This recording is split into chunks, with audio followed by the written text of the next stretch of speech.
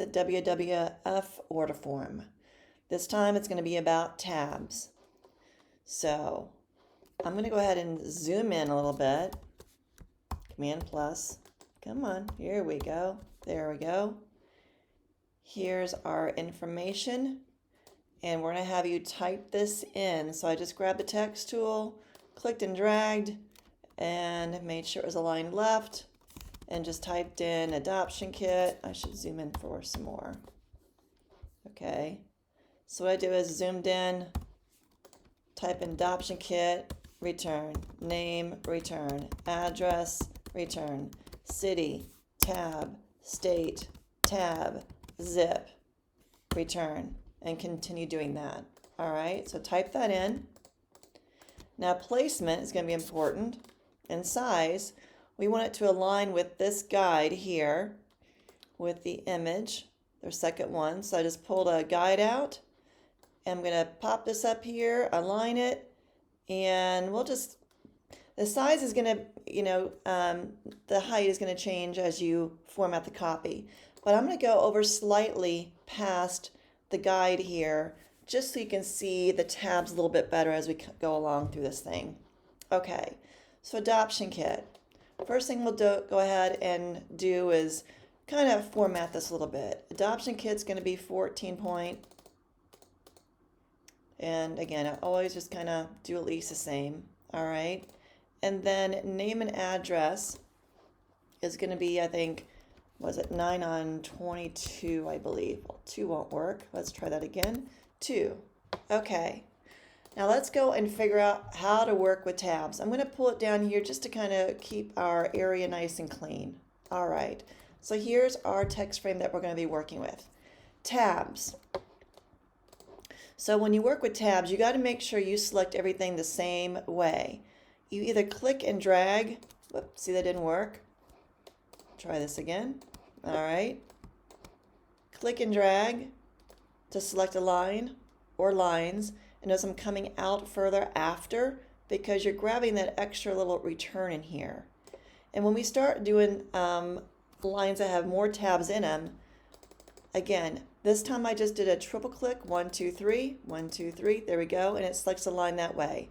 So if you make tabs, make your selections exactly the same way.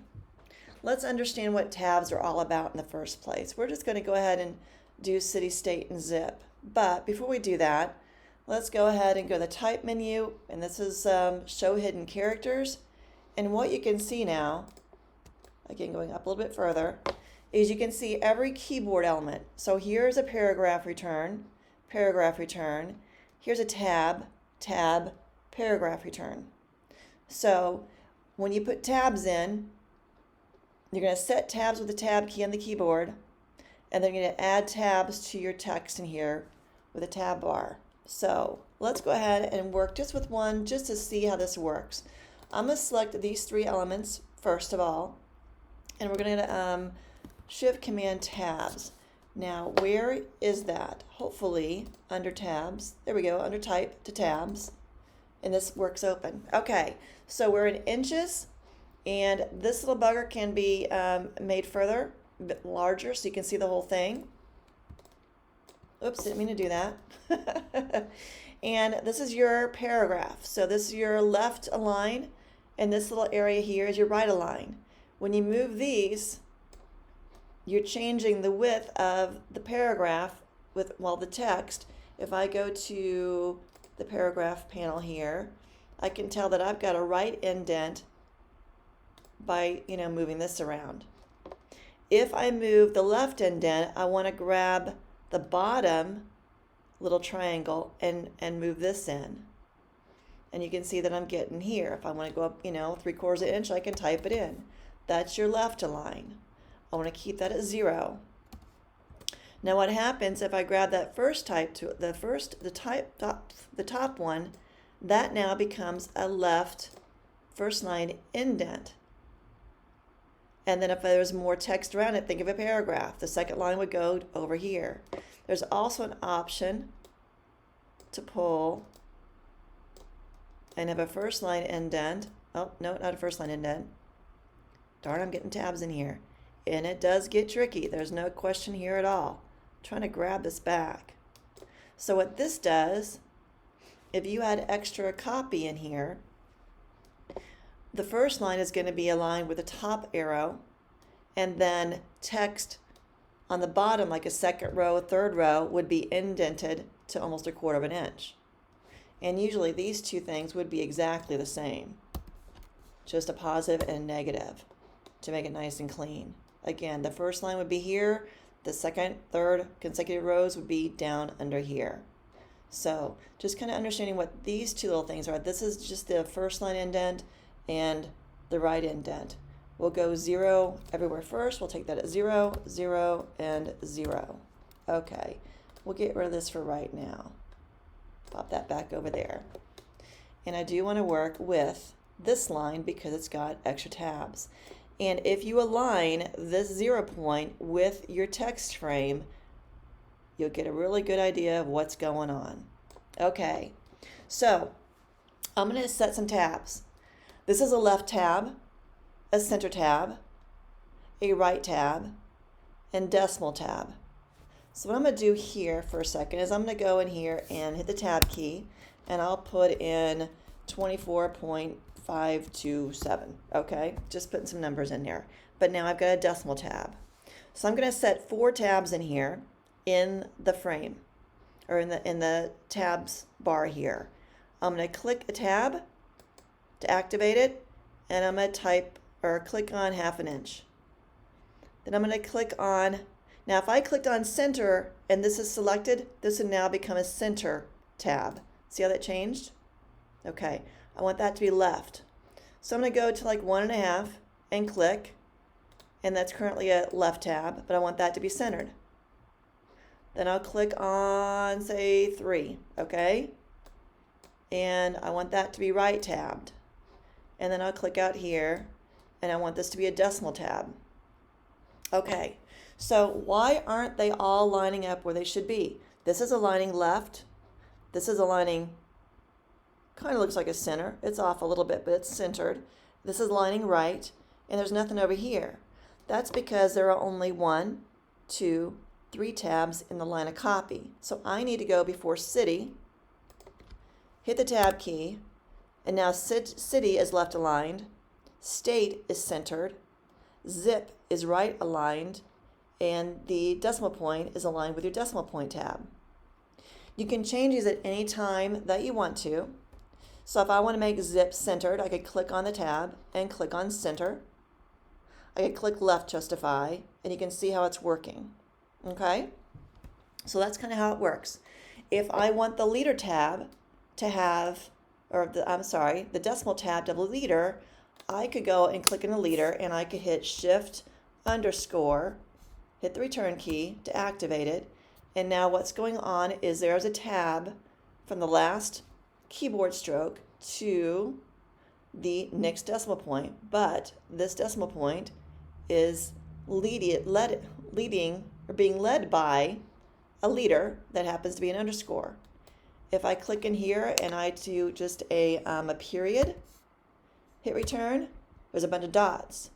If I do a period space, it'll space out the dots a little bit more. So that's kind of how the leaders work. Okay, so leaders and tabs. So I'm going to go ahead and take all this out. I'm going to click on the tabs and drag them off the tab bar because I don't want anything set. And now I want to take this tab back out, so I'm going to delete it. And now we're going to go ahead and set up tabs for this little text frame. I like to do everything all at once because I do want to line all the way to the end, to end here at the actual paragraph guide. So I'm going to set a tab out here.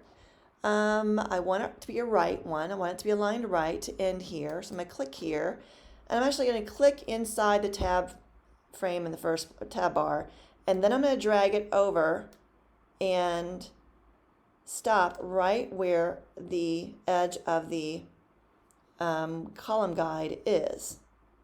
And I want this tab to have a leader, so I'm going to click in here and do a shift _, or like hyphen, that little button there, hit the return key, and now I've got these lines with leaders on them. Because there's only one tab, they're being tabbed over because there's, again, it's matching the tab from the keyboard, the tab key on the keyboard. Why there isn't a tab here, even though I set it on all of this copy, is because there's a paragraph return and not a tab. So I'll put my cursor there, hit the tab key, and boom. Same thing with the name line. There we go. Now I want to change city, state, and zip. I don't need this anymore, do I? That shouldn't be in there. We'll take that out. I want this information to be on one line. So again, watch what I'm selecting the paragraph return as well. Because if you select it, if you make tabs with this selection and then go back to modify and you make this selection, your tabs will get all kind of wonky. Things are starting to start not working and showing up properly. So selecting, clicking and dragging all the way. And I'll go to my tab keys, and I do have some settings that I've got in here. So let's see if I can find it in my instructions so it matches what I'm having you do. Good gracious. Okay, so what we're going to do is we're going to set tabs for the line, and then set a tab for state to start, a tab for the line after state, and a tab for zip to start. Okay, so we've got this set. We're going to go to, all right, our tabs are on already. Just kind of move it down a little bit. And city, okay, so I do want this to be a line. We're going to set a right tab at 2.75. So I'm going to click in here, grab the right tab, because I want the line to stop here. Add a leader, shift hyphen or shift underscore. I can hit the return if I, well, I won't, yeah, I guess I could. Okay, so you can see kind of what's happening right now. Right now, city is, there's after tab, there's a tab in the text, and it's matching to state. Because this is the last key really set. It's kind of hard to understand this, but I do want the line to stop here. I want to control everything. And I want state to start after here. So I'm going to go and grab, well, I'm not going to select another text or a tab right now because this is selected. So the next one's going to go on 2.875. But I want this to be a left align because I want state to start here. So I'm going to click on left align, make sure there's no leader in it, and we're going to let that sit for a minute. I want to finish this out, okay? So state starts here, and I want the line to stop over here on 4. So I'm going to click on 4. This needs to be a right tab with a leader of shift hyphen, okay? The next tab is going to start zip. That's going to be over here at 4 and an 1/8. That's going to be a left tab because I want zip, the Z, to start here. And then I've got a tab already set for the end. So this should be okay. So in the tabs bar, we've got 1, that's the line, a tab for state to start here, and a tab for the line after state, a tab for zip to start, and then the tab is already here for the last line. That's 1, okay, 1, 2, 3, 4, 5 tabs. And I only have 3 tabs in here.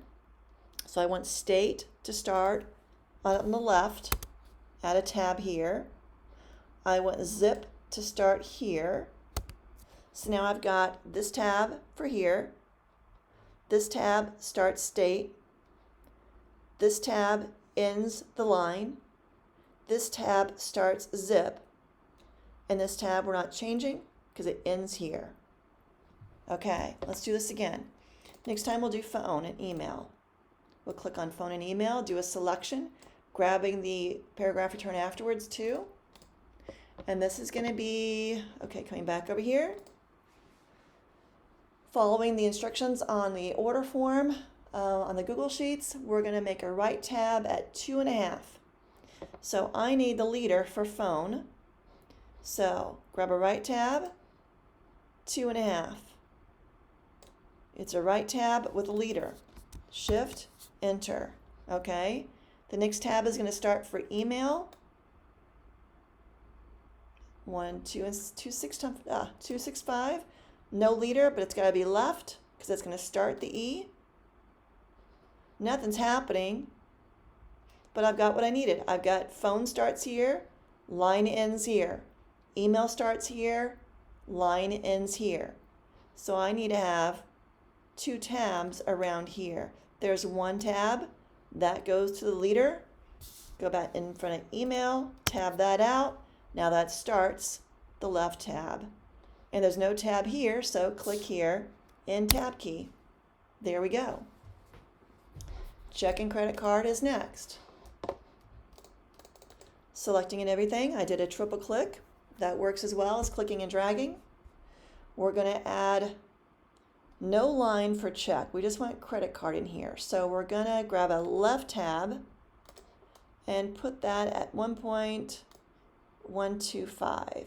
And if you can't get this to stop where you want to, you can always get close and then type it in, since I'm giving you good directions on where I want the tabs to be. And what's missing? Just the tab in the text.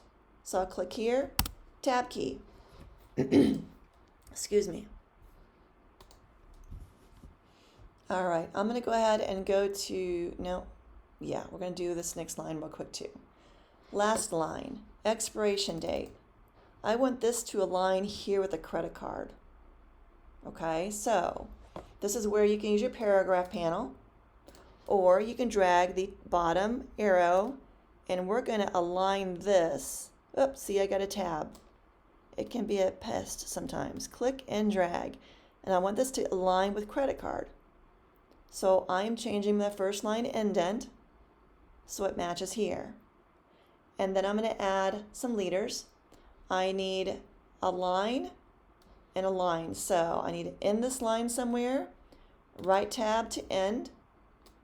3875. Okay, there we go. That's a right tab with a leader. Shift hyphen. And I need a left. Whoops, don't do it while it's selected or it'll change it. Let me do that. Let me show you. If I change it, I just change that tab. I want that to be right. I want to align. Then I'll click here at 3.5. Change a tab. Okay, nothing happened again because I've only got 1 tab in the text. But I know this ends the line and this begins 3-digit code. So I'll come down here. There's no tab here. We'll just go there and we'll tab here. And there we go. Got that pretty good. Now we need to put a square in here. You can do either way. I'm going to click in here in front of check.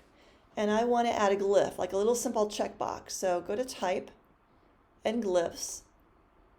And let's see what we've got. Well, I've already used this one before, but I need to find it. And a font generally will not give you the glyph that you need. There are different options though. So there are different things to go to. There's Zaf Dingbats. Scrolling through here. Come on. A Zaf Dingbats, Wingdings, and Webdings will give you different icons. We'll just go to this first one. And you can find them in different ones. So I'll try Wingdings. And in here, there you go. There's my little box to add a checkbox. So I can click it. It doesn't work. I got to double click it. And there's my little checkbox. I can close this. I'm going to increase his size a little bit. Let's go to 12. Now the bigger you get, it's kind of not centered, right? Vertically with the C. So I'm going to go back to 12. And I'm going to make it go down the baseline shift by 1. Okay. And let's see what works. Sometimes you can just put nope, that's like too crazy space. I just did a space bar. That didn't work. So I'm going to go ahead and try this one. Can I add space in between? Let's just go to 100. Oh, that did work. Okay. So that looks kind of good. Maybe I'll want it 200. Looks good. I'm going to select this and put this here by credit card. And if that works out, great. If you want this to still align with the checkbox, that's fine. If you want to change this, do a selection, one, two, three, triple click it, and I can drag and move this over so it's by credit card instead. All right, if I think I like what's going on, let me go to type, hide the hidden characters, and there's your box with all the tabs. To clean it up, drag the text frame up, and then I will close this tab bar, and I'll just move this up in here, and it looks pretty good. Let me go to my view, and there's your adoption kit. And this, if you follow along, I'd make this caps and bold it. And we can add color in a little while.